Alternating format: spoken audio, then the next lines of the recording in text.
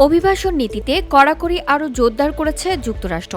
President Donald Trump দ্বিতীয় মেয়াদে দায়িত্ব নেওয়ার পর থেকে দেশটিতে অবৈধভাবে থাকা বহু বিদেশির ভিসা বাতিল করা হয়েছে। মার্কিন পররাষ্ট্র দপ্তরের তথ্য অনুযায়ী গত এক বছরে 1 লাখেরও বেশি ভিসা বাতিল করা হয়েছে, যার মধ্যে শিক্ষার্থী ও বিশেষায়িত পেশাজীবীদের সংখ্যাও উল্লেখযোগ্য।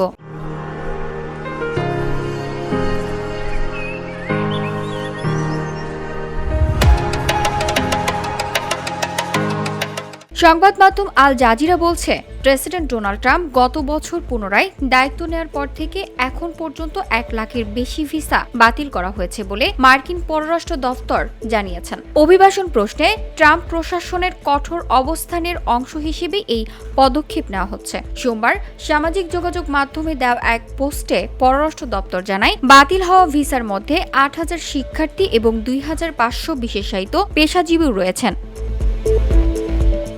আল জাজিরা বলছে, ভিসা বাতিলের এই বড় সংখ্যা ট্রাম্প প্রশাসনের অভিবাসন দমন নীতির ব্যাপকতাই তুলে ধরছে। ট্রাম্প হোয়াইট হাউসে ফেরার পর যে কঠোর অভিযান শুরু করেন তার আওতায় এখন পর্যন্ত 25 লাখের বেশি মানুষ স্বেচ্ছায় দেশত্যাগ ও বহিষ্কারের শিকার হয়েছেন বলে দাবি করেছেন প্রশাসন। গত মাসে একে তারা রেকর্ড গড়ার সাফল্য হিসেবেও উল্লেখ করেন।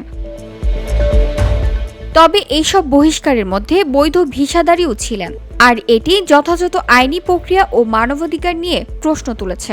একই সঙ্গে ভিসা দেওয়ার নীতিও আরও কঠোর করা হয়েছে। সামাজিক যোগাযোগ মাধ্যম যাচাই আরও কড়াকড়ি করা হয়েছে এবং আবেদনকারীদের অতীত ঘটনাবলী যাচাইয়ের পরিধি বাড়ানো হয়েছে।